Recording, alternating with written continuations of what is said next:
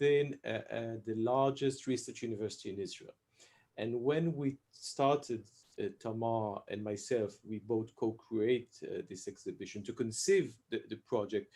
We asked ourselves, how can we bring the university community together?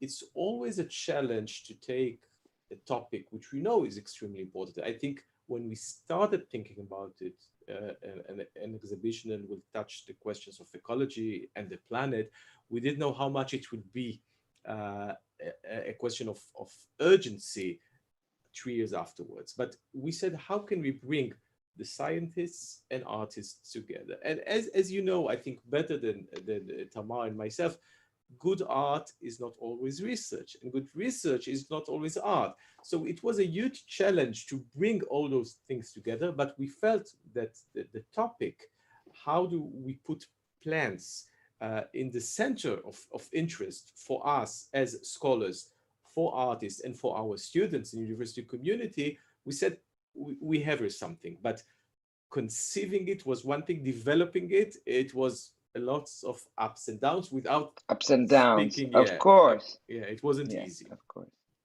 Yeah. When exactly did you start thinking about it?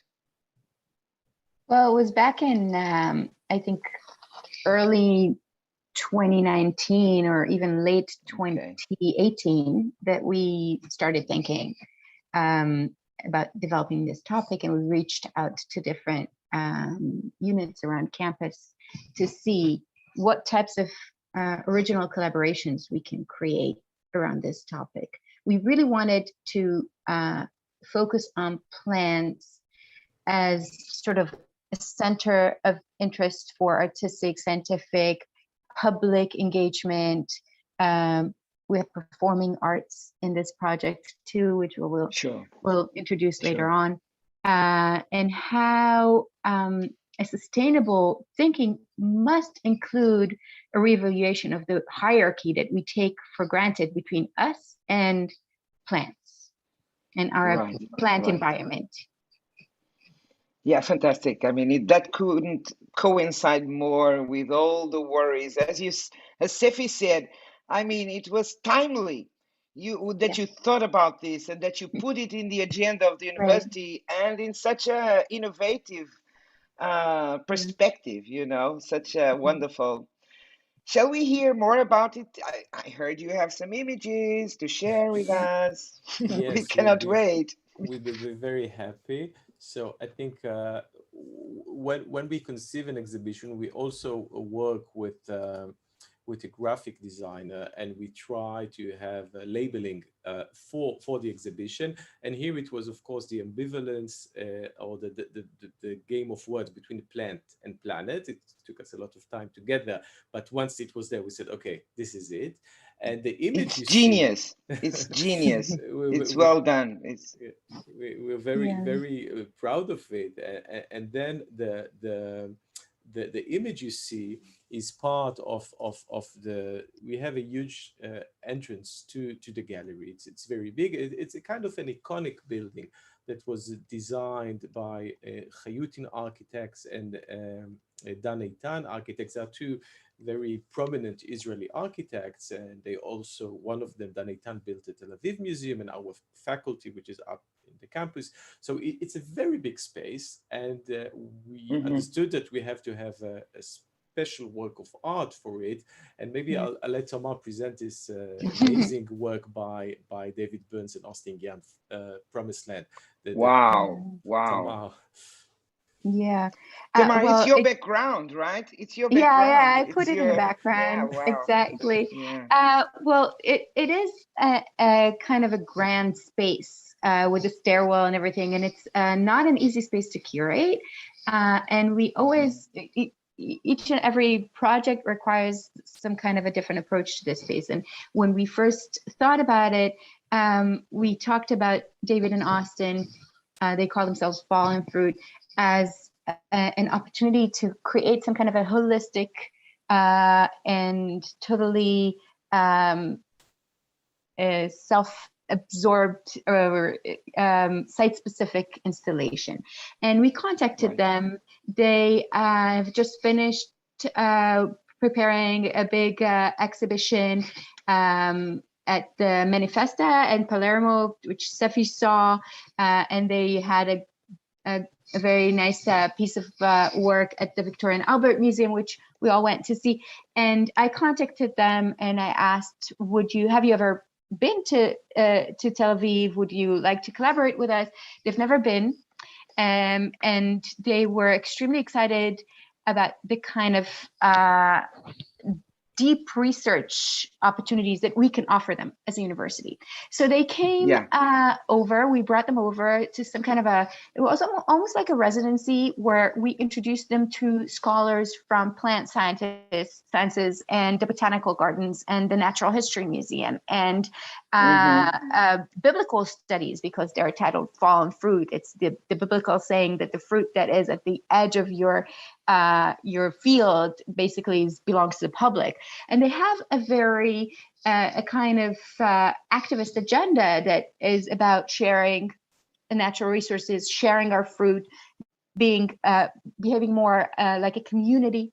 So they came over, they took thousands of pictures. What you see around you is basically a botanical portrait of our local environment, engaging with our local histories, policies of planting, fruit consumption, and they took thousands of photographs. And what about the birds? What about the birds? Are they also from the collection?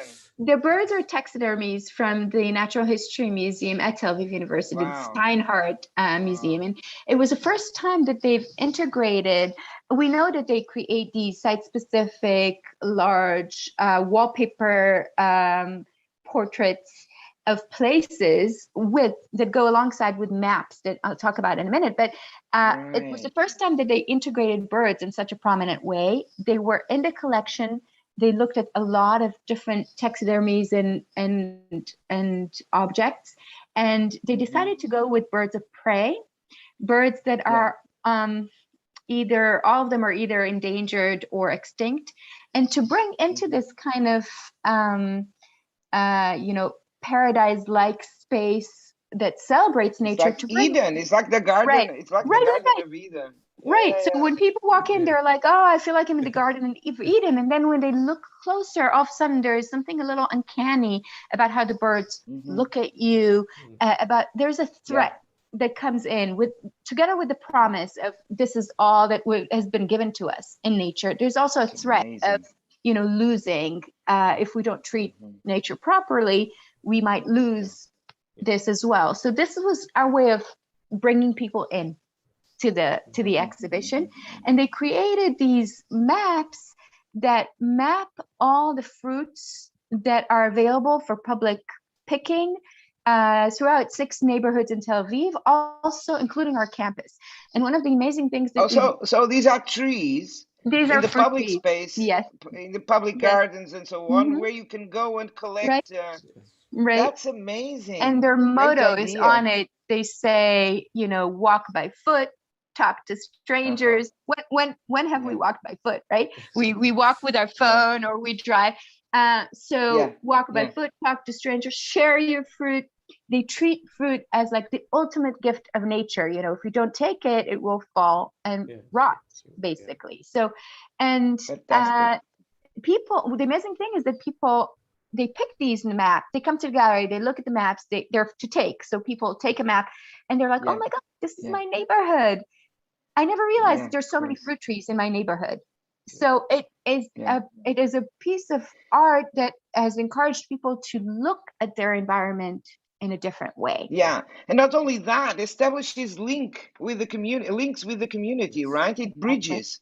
It bridges to outside the university to look. It's amazing. It's a wonderful, wonderful example that I feel like copying here in my university. I must say that one of the things that was in our mind as we worked with David and Austin, it was really a fantastic collaboration that was over a year, and they came to Israel 3 or 4 times. Three times. Yeah, it was fantastic. One of the things that was in our heads as we were working on it is also minimizing waste and reducing carbon footprint for the creation of the work itself as well. So how do we use wallpaper that is biodegradable?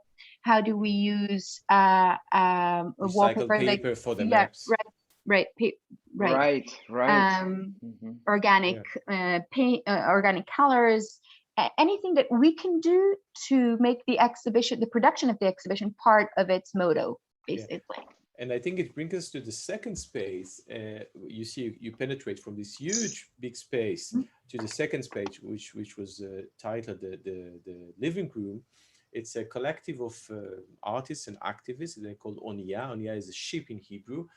And again, it came from this idea of which waste do we have in the gallery and how can we use it? And Tamar found the wood that was left from the Israeli architecture school here in the university, and they left lots of wood from the graduate exhibition. We said, what we're going to do with this wood? So Tamar, you can tell it, and then what you see is a recreation. Right. Basically, they were like, what are you going to do with all this wood? And I said, I don't know. They said, this is what we're going to use. They don't even call it recycling. They are into what they call continued use of material. So materials continue to be used in different ways. They picked some branches from plants and showed how with very minimal means of like a jar, water, and a branch, you could make things flourish. You could create a very green environment.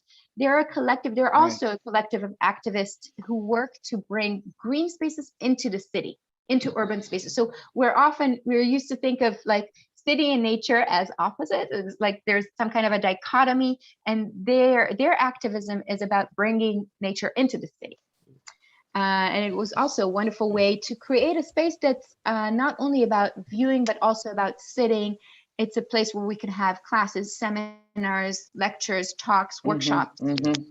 Yeah, because this place is for people to sit down and relax, contemplate, and also, learn whatever. That's fantastic too. And who takes care of the plants? Sorry. Yeah, we do. Good point, Akiko. Yeah, if it was my house, if they were mine, they will be all dry.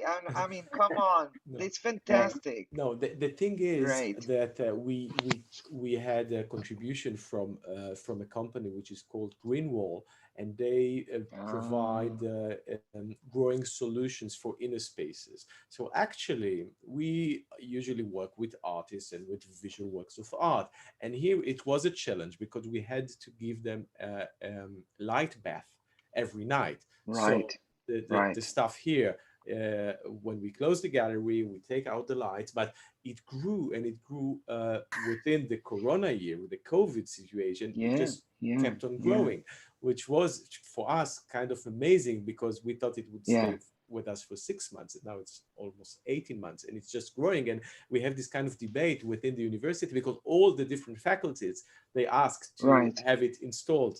So it will be exactly. That's what I was going to ask, Sefy. What are you going to do with this when the exhibition is discontinued? It's a highly controversial because everybody wants it, but someone will get it. It won't, but they'll have to promise to keep it. Do a raffles.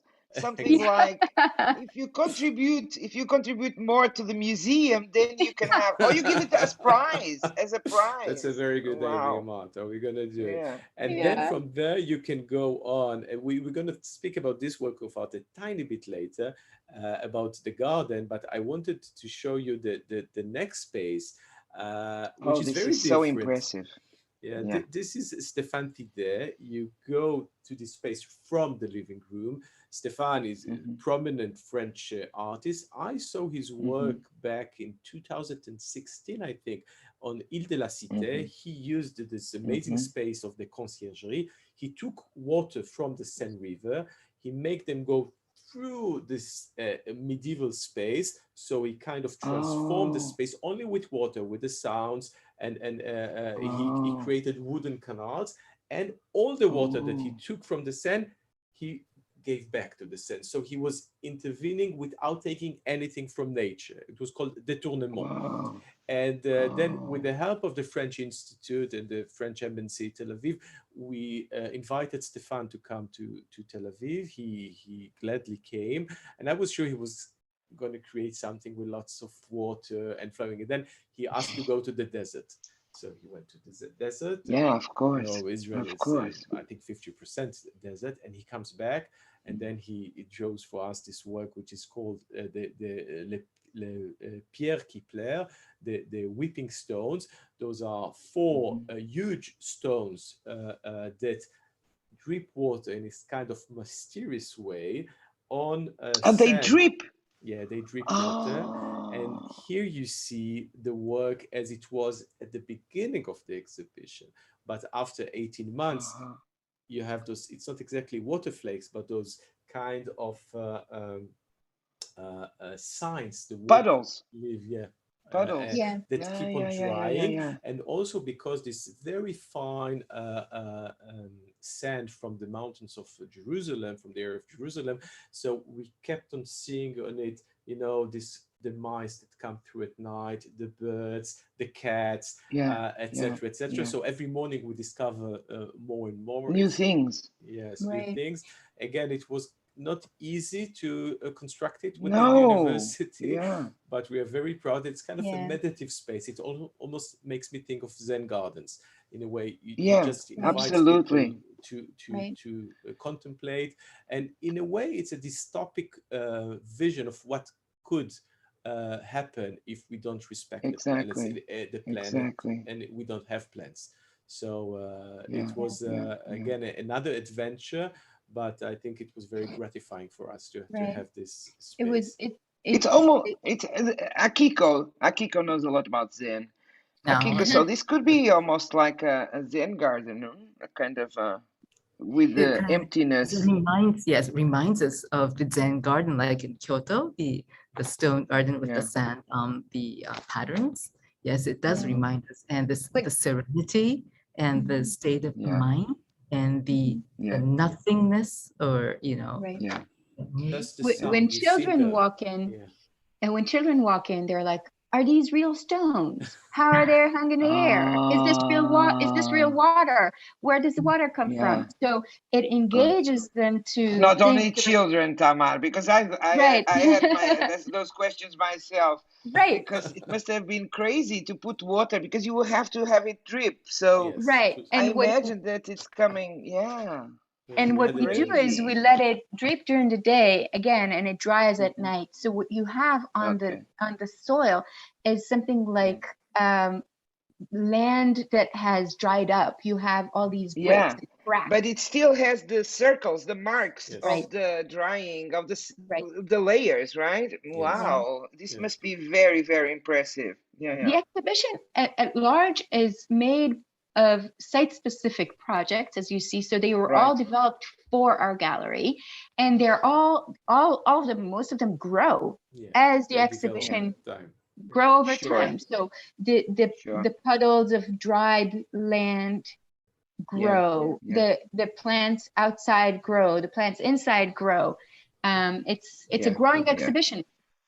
And then, and then you move. Here we have. Sorry, we have. Here it is. This is beautiful. And the sound. Akiko was speaking about the Zen. You can just sit and meditate, because one drip, another, and then you discover the rhythm of water. And then you move to the next space, which Tamar put a lot of effort and work to put this work together. I think it was the most difficult collaboration in a way, but also most rewarding, between a scientist and an artist. Tamar, please. Right. So explain, Tamar. Explain, what is this? Dr. Yasmin Meroz from School of Plant Sciences, and Liat Segal, who is an Israeli artist who works on with a lot of highly technological artworks, collaborated to create a field of robotic plants, basically. These are stalks that are coated with carbon fibers. So they seem unnatural, a little shiny, but actually they're made from this material, carbon, that we're engaged with all the time. You know, how do we reduce carbon? And they move in the gallery. As the light in the gallery moves, they move. So basically, Yasmin works on plant memory, plant decision-making, plant recognition. And we wanted to bring in an aspect of plant life that we normally neglect to think about, that plants are living beings. They move all the time. They move too slow for us to see. So what this artwork does is it moves the plants more quickly so that we can understand that the limitation is ours, not them, theirs. So we, you know, it's harder for us to see them as living beings, but they are. And they grow as light moves, they grow towards the light. It's called tropism, which means growth through movement. And it's like, you know, a little bit like an Alice in Wonderland kind of, the plants are big, people are smaller, they walk through, and they realize that plants, even though usually we take, they're like the taken for granted kind of our environment. We treat them as like the backdrop of our lives. They're actually living, moving beings. They have the capacity to calculate, to remember, to communicate, to work together, to take strategic decisions. And all this is, Yasmin works as part of an international project called Robot. It's financed by the European Union. Right. It's financed by the European Union, and it's a project that is about building a robot that behaves like a plant. So she's in charge of the plant's brain, how it thinks. Is that possible? Is that even possible? Wow. Should follow it. And so, are we paying for that? Are we paying European citizens paying for that? Wow, fantastic! A tiny bit, and it was an expensive work to produce, and we were very happy that also the office of the university rector saw the scientific benefits of such a research, and they also contributed. Of course, it was one of the. And it's amazing that a EU project, you know, research project, gets to be disseminated in this way, in a fantastic artistic perspective. So I'm really happy, and I hope that they know, the EU. Exactly. I hope that they put, you know, in the project this as a research outreach project, because I mean. It's really, really important, because we always complain that, you know, research projects don't get to society and don't get to be better known. So this is a wonderful example also of that. Sorry. No, sorry, Marta, please go ahead. No, I was going to ask something completely different. So maybe you want to. No, I just wanted to present the last phase of the exhibition. What we asked ourselves was also, how can we bring the exhibition outside? And we have a garden that was a bit neglected in the decades of existence of the gallery. And then we contacted an artist, an Israeli artist called Reli de Vries, and Reli collaborated. The work is called Poland, and here you see Herod the Great. I will explain it in a minute. She created a video, and then throughout the consecutive lockdowns, she created, based upon a research by an archaeobotanist of the Tel Aviv University, Daphna Langot, she created this garden, which is a very clever, if I may say, idea. Again, the stones you see are reused by a company that it's called the Eaton Company. They produce those stones, and those are stones that don't fit for commercial use, so they gave us the stones, and she created this kind of, based upon the research of Daphna. Daphna discovers what grew in Herod's gardens. Herod was not only a huge builder of Masada and the Second Temple, but he also had those amazing gardens. She can say what grew there, and then really created inside our garden. She made the plants live again with those kind of an air of neglected, ruined space, which is growing, and it keeps on growing.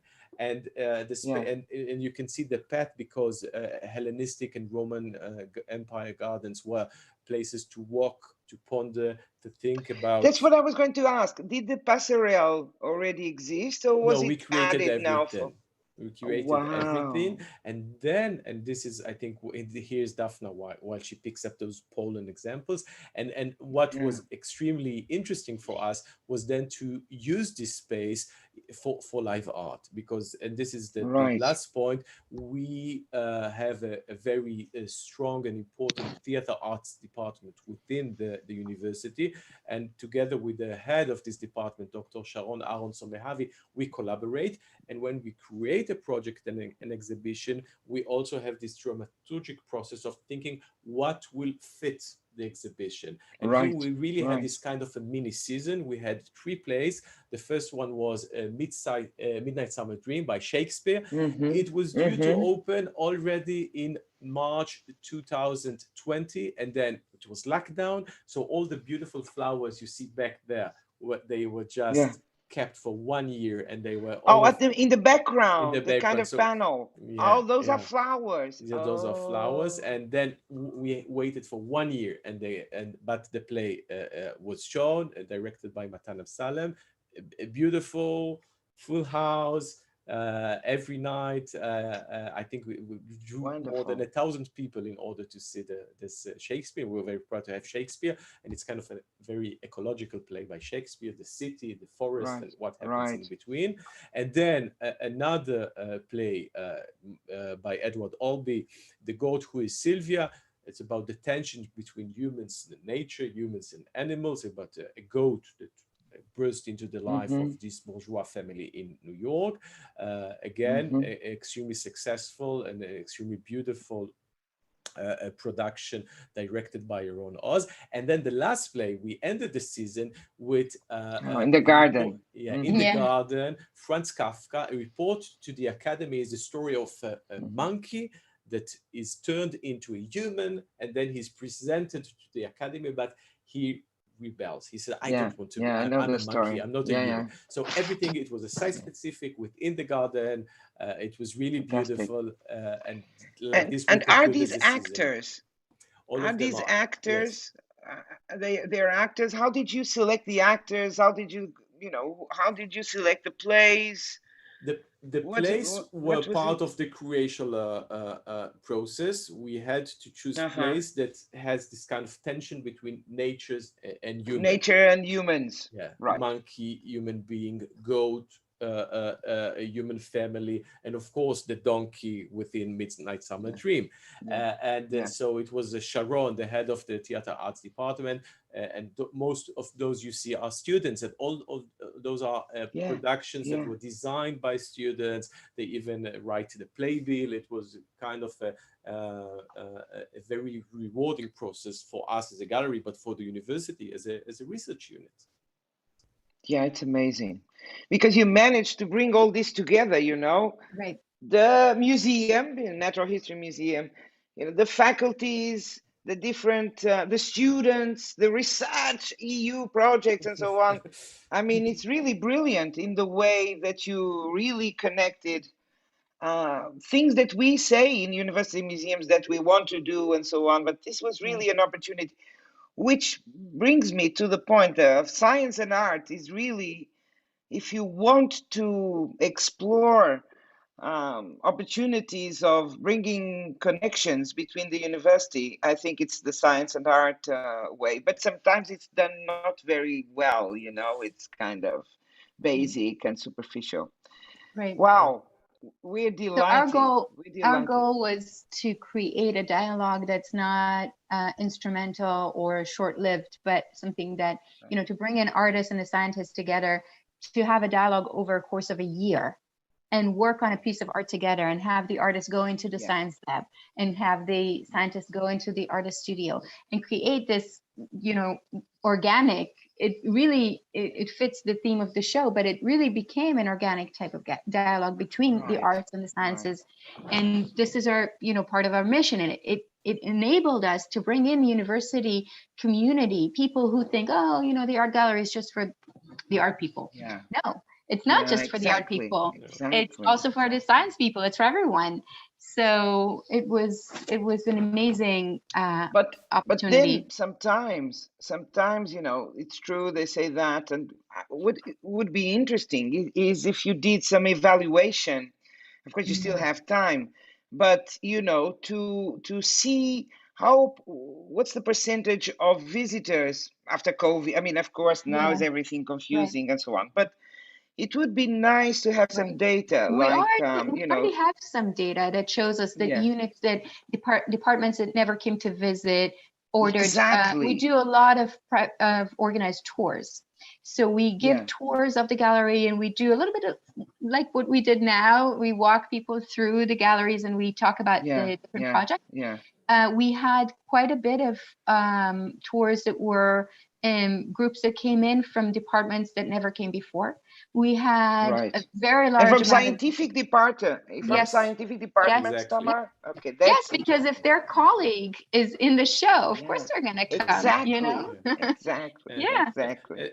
And also, even Marta, the collaboration with the theater department, and maybe I'll say about it one last thing, is we understood that the theater crowd and the visual arts crowd, they are not the same crowd, but once they come to us, we keep the gallery open for 30 minutes once the show is over. So they rediscover the exhibition in different light, and we prepare, this is still a secret, but it's just us here. We prepare an opera for the closing event of the exhibition in December with the school of the Meta School of Music. We'll have an opera which will of course relate to the questions of nature, water. So we'll finish it with an opera production. Wow. Well, thank you so much for your presentation. Akiko, do you have some questions, some comments that you would like to just ask our wonderful. I'm proud of you. Congratulations. I'd like to hear more. And now I really want to go to your exhibition, see it, and experience the theater and everything.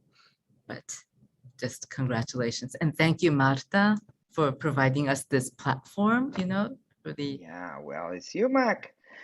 Let me see if anyone online has some questions for us.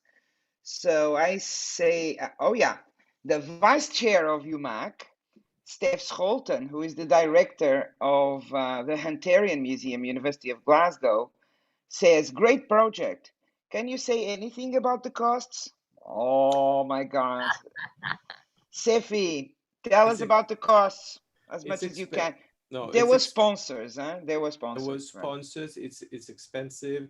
It's my role as the director to go to the university present, which I have to thank to the Dean of the Faculty of the Arts, Professor Ran Neumann, which helps us every day.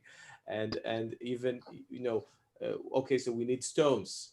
Stones might cost, I don't know. Okay, so they get us for free because they don't have to use it. But it was really extremely difficult, I have to say, especially during COVID times, because the activity that should bring us a bit of money from organized tours, and because we're a free gallery, just if you come for a tour, then you have to inscribe it, pay something which is symbolic. But even those revenues, they were held, but we were helped by the university. Right. But this is an opportunity to also say that we were able to win some competitive grants for this exhibition that are research grants that that's interesting, because museums don't use a lot that channel, the research channel. Right. Tell us more about it. ARPAMED is a French foundation that supports innovative archaeological research. So they gave us the money. The Dan David Foundation, they gave us the money. And the Rothschild, the Adana-Di Foundation in Israel, they also supported. So we are very thankful, and the university. So very, very thankful, and the French Institute in Tel Aviv. So a series and of the Tel Aviv municipality Tel Aviv participated a little bit. I municipality mean, for it the was maps you saw. Great, great. I was curious one thing. You had between 2019 when you started thinking about it, and there was COVID and so on. But anyway, you had all these artists in residence, some from Israel, others coming from France, from here, there. Was there a moment where all the artists, was there like a town hall of the artists with you? Did they exchange ideas? Did they contaminate themselves with did that happen? Because that's not common, is it? I don't know. We tried to introduce everyone to everyone. I mean, the people who came from abroad were mostly David and Austin and Stefan, and they met also during for the opening and the days after. So they did converse, but we did introduce all of the Israeli team to the scientists and university faculty and local artists. Everyone was engaging every time that someone came in. So Liat, who is the Israeli artist they met with other artists too, and there was a conversation. It's not to say that they created the works in constant dialogue, but they knew what others were working on. So they knew they had a map of the scope of where the exhibition, where the project is going. Which was extremely interesting. We had to be very patient working with artists, not knowing exactly what they'll produce, of course. Having to have faith. And we're extremely happy that we did, because we are freedom of expression. That's also another thing. It's super important. And freedom, artistic freedom, scientific research freedom, and that's a very important point that we must really stick to in these days, where everything is questioned and so on. But well, thank you so much again. Let's see if there is any other comment online. Well, there's Zhao from China. Very impressive, many things. Is there any young scholar participating in this project? What did they contribute? So Zhao asks about young scholars participating directly in the project, not as a recipient, I suppose. Right. Yasmin, the plant scientist who works on Growbot, whom I mentioned earlier, she's a young scholar. She's been at the university, I think, 3 or 4 years, 4 years maybe. Came from a long postdoc at Harvard, and she's young. Daphna is a young scholar. I mean, it happened to be that we collaborated with young scholars all around. The directors of the plays are all students. The actors, designers, Yeah, fantastic. Yeah, because I think that the Zhao wants to probably connect, because he's in the UMAC Futures group. So the young scholars of UMAC, young professionals, young museum professionals. Student, there was this amazing project. Thank you so much for being here. Thank you. Really is a demonstration. And in fact, there was a comment about that from these people in Australia listening to this, and the CALMAC. CALMAC is the national network of university museums and collections in Australia. They comment an excellent example of how university museums, galleries can facilitate interdisciplinarity. And I would add not only interdisciplinarity, but also this inter-community go out thing, the perspective of the map and connecting with nature and stimulating participations from students and from the community. So I really think it is a project that it has it all. It has it all. What the things that we theoretically say that should exist in the university museums. It's really a good example. I don't know the result of the, the UMAC Award, but I wish you all the best. Only Akiko knows. But I don't know. So, but I wish you all the best. Thank you. For Thank you so much. and I hope to see you on the 3rd of September. Yes. For the announcement of the winner. And thank you again for this opportunity to voice this project. Thank you for having us. Thank you. Thank you for having us. And a special thanks to UMAC for giving us this platform for all the people that might not be able to travel to experience even a tiny bit of this exhibition. We are very proud of. Yeah, COVID also helped, us getting in UMAC getting organized, and in a way there are good things, and this is one of them. We invented these presentations which we never had. We had last year, and so this is a very good thing because it stays in the archives of our YouTube channel, so it's a good thing. Well, thank you so much again, and for the rest, for everyone attending and also seeing this later, Akiko, could you please remind us when is the next nominee presentation? The next presentation session will occur on August 25th in the US. That's Wednesday, Eastern right? Time. Yes, it's 6 p.m. European time, it's 11 p.m. And for us in Asia, it will be August 26th, 7 o'clock in the morning. Yeah, okay. Anyway, the important thing is Wednesday, and then go to our website and check the hours, because this is an international community, so there's always different times and so on. So again, thank you so much.